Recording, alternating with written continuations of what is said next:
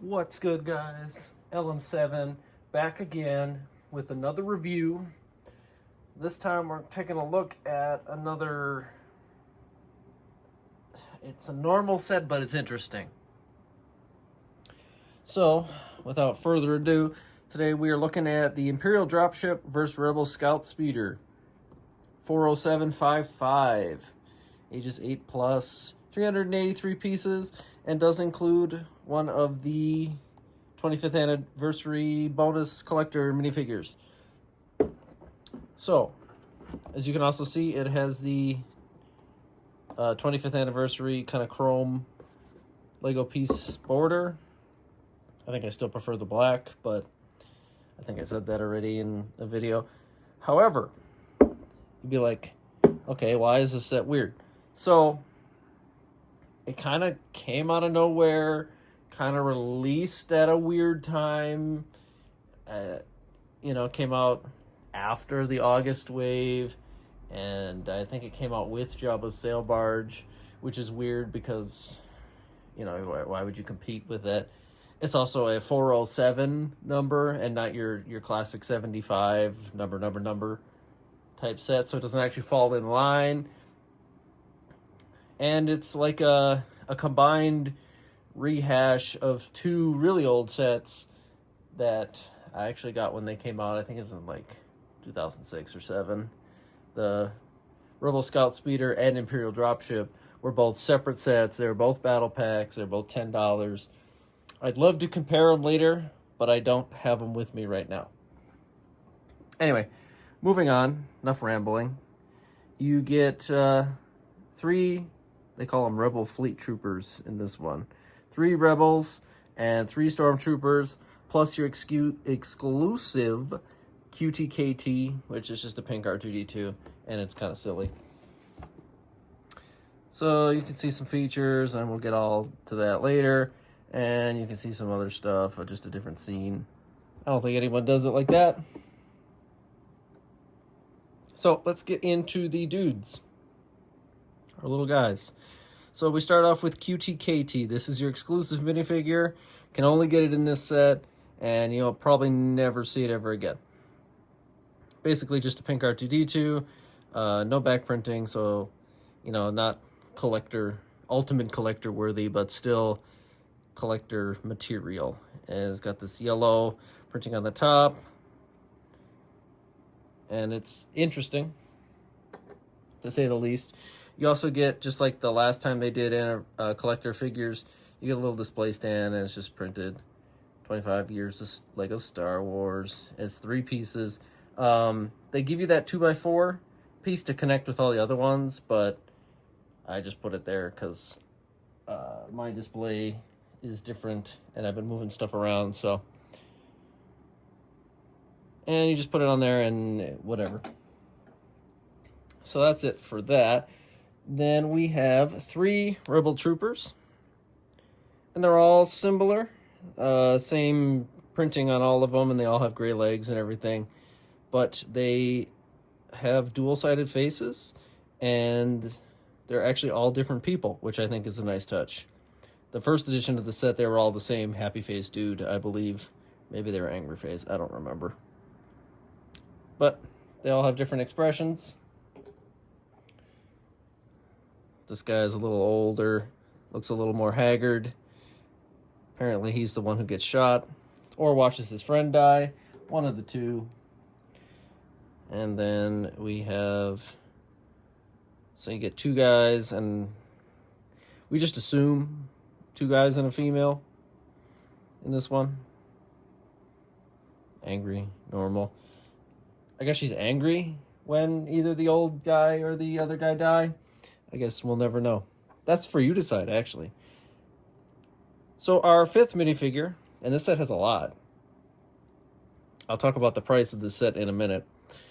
But 7 minifigures in a set of this size is pretty nice. And they're not battle droids, so that's cool. So the Stormtroopers all have personalities too, but their printing is the same on the outside, so if you never take the helmets off, you never know.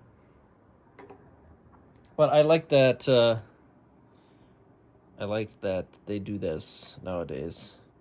Just because the stormtroopers aren't clones anymore, so they are all individual people.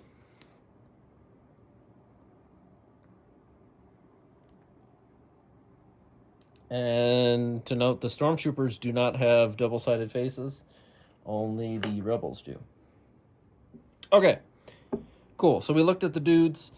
The price of the set. So it is 383 pieces, and it is $40 in the US, $55 in Canada.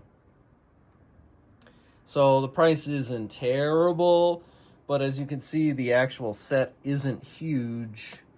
So it's a little high. A little bit. I think the sweet spot would have been 35, and whatever the Canadian conversion, I don't always know it off the top of my head, 35 and 45 or something like that. But I think 35 US dollars, it would have been perfect. 40 is pushing it anymore, and I think it would have been not a great deal. So, you get 2 instruction booklets. So technically, it's one of those sets where they like promote build with a friend, and I suppose you could if you wanted to. If you get this, and if you get this for like your children, and you have 2 siblings, and they can build it together. Book 1 is the Imperial transport, and then book 2 is the Rebel transport. So 55 pages, you know, probably a half an hour if you're a slower builder. 10 to 20 minutes for normal, I'd imagine. Normal builders who have been around the block for a while. Book 1, you get the Imperial side. It is also 55 pages, so about the same. I don't know the breakdown, how many pieces are in one and the other, but being about 400, there's probably about 200 per thing. But if you build it by yourself, 2 booklets, 400 pieces, max probably an hour. If you're more experienced, probably half an hour, 20 minutes even. All right, so we're going to look at the Imperial Dropship first. It did get quite a redesign since the last time we saw it, and they've made several iterations of this. There's even one similar this year that comes with the Death Troopers and the Night Troopers, I believe, from Ahsoka. So it's similar to that too, but I do like the sleekness of it. I don't. It might just be my nostalgia talking, but I think I like the older ones' nose shape better. This looks sleek and all, but I don't know. Just didn't look right to me. Got weird angles to it. Anyway, this is not gray anymore. These are like translucent blue glass pieces, if anyone cares. And there are quite a few stickers, at least 3 on there, and then the Rebel one has 3 or 4. So if you're averse to stickers, this may not be the set for you. Okay, so what does it do? Obviously, it has some stud shooters here and on the other side, and you click the button and they shoot it, and I'm not going to do it because I will lose them. Not that I have to worry about it, them being on the floor, but I'll never find them again. So you can also open the front, and you put in your pilot, and we'll do that real quick. He just sits at an angle. So there you go, there's your pilot. The engines do rotate a little to go up and down, just like the old one, but they don't actually do the function this time. In the old set, you'd click up and down on this engine wing piece section, and it would drop the payload. This time, you don't do it in this one. It's just a clip that you pull off, little brown clip, a couple groove pieces, and then in there you can almost make out where the clip goes. It's another clip that connects to it, so it's not like super sturdy, so it does come out fairly easy. And this is where the other stormtroopers sit, and you can put their blasters there. I just put the pilot one in there. So you just take your dudes, and they just sit here on the back. No protection, no rails or anything, so any kind of evasive maneuver, and basically, if you don't drop the dudes into battle to begin with, they're just going to fall out anyway. So they just sit on there nicely, nothing too fancy, and slides in. Boom, there's your dudes. Imperial transport, done. It doesn't actually, that is all the features. The wings are way smaller than the last one, and they don't really move. I guess when you drop the payload, kind of like in the thumbnail, you drop that I did. You drop the payload, and then as it takes off, it's good swooshability, I suppose. But there better be for small play sets, Okay, so that's the Imperial side. Let's look at the Rebel side. I actually quite enjoyed building this one. And for future builds, I'm going to try to incorporate my live stream building aspect sped up in here somewhere, but because I built these a long time ago, we don't get that yet. That we'll work on that eventually. But I really enjoyed building this. It was fun, and there's some cool, angles and stuff on this one. As you can see, the side is kind of neat. Just the way they built it. No, it's nothing groundbreaking or anything, but... So on the bottom, you have 5 little... Wow, I forgot words there for a minute. Entire word. I forgot how to speak entirely. Clear, rounded pieces, so it looks like it's hovering, and it slides nicely over carpet and, on the table. And it doesn't, roll, so they're not wheels, but it does move a little bit. Quite a few stickers here and here and here, and I thought there was one on the gun, but I guess there isn't this time around. You can see the engines. Not anything too fancy, because it is a smaller set. So the main feature of this is you take the cannon off. If, I guess, you want to ditch that poor guy. That's probably why the Rebels are sad. Because they ditched whoever the gunner was. And here's the speeder without the thing. It kind of looks weird. It definitely looks better with the gun on it. But in a similar fashion, you take your dudes, and they just sit on the red pieces. Or not. Because I refuse to take their blasters off. If you don't give me a blaster spot, they're going in the ship with the blasters in their hand. So they fit in there nicely, nothing too crazy, and this goes on just like that. So it does fit pretty nicely, even with dudes on there.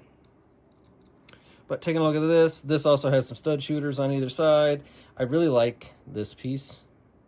I know it's nothing fancy, but I really like how it made the cannon look, and I hope they do that for more sets instead of, trying to add missile launchers and all that stuff. I know play features, blah blah blah, but it's a good design actually. Not too sharp, but actually looks like the barrel of a cannon for once.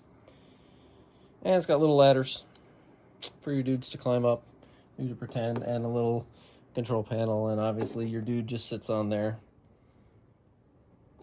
We don't like guardrails in the Galactic Civil War, so everyone just falls off of everything. And obviously it spins on a turntable, so that's nice. Plenty of play features there. And boom. There's our dudes. So, that is all the stuff with this set. I liked the set, and I was happy to see it come out of nowhere. But, like I said, it could be a touch cheaper. I think $35, because they're not huge builds by any stretch of the imagination, and I'm surprised how big the box is for it. Because Lego is reducing the size of boxes for waste management and all that. But this box is pretty big, considering, like, it's bigger than both of the sets together by a good margin, like quite big. Like, there's, anyway, I getting worked up over nothing.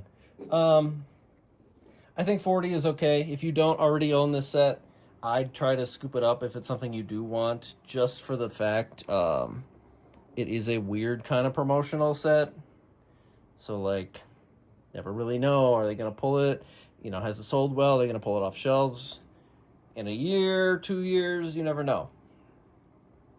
Obviously, they want to take it off eventually, so the exclusive R2 figure there, QTKT, doesn't become too saturated, because otherwise then it's not exclusive, right? But overall, I think it's a pretty decent set. It's a good army builder, actually. Like, if you care for building your Rebel and Imperial army, it's pretty good for that. It's a little pricey, especially, you know, if you only want one or the other. But if you like both sides and try to make a scene with that, then this is a set for you. And it's got a lot of nostalgia, I will say. Main reason I'd get it, you know, if I was just a casual fan. But that'll do it for this set. I was going to say something, and I, again, totally forgot. How professional of me. Anyway, thanks for watching. Leave a like, comment, and subscribe if you can. All that fun stuff helps get the channel moving again, and, you know, algorithms and all that fun stuff. And let me know what you think. Do you like it more or less than the first edition of this set back in, like, 2006? I say they did good. I think the angle's weird, but I still think the ship is an overall improvement. And let me know what you think if you have it, if you want to get it, all that fun stuff. And I will see you guys next time.